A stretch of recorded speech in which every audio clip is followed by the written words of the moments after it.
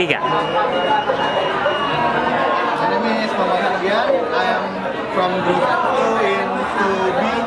This is my group project. The name is security alarm. This is my friend. My name is Otomasi. So I will explain something about the project.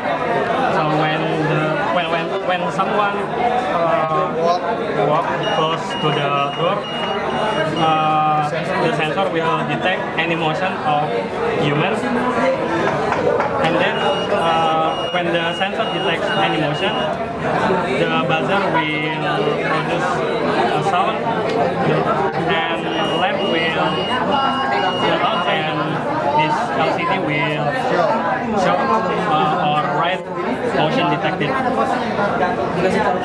like this. Motion detected. Oke. Sakitnya banget.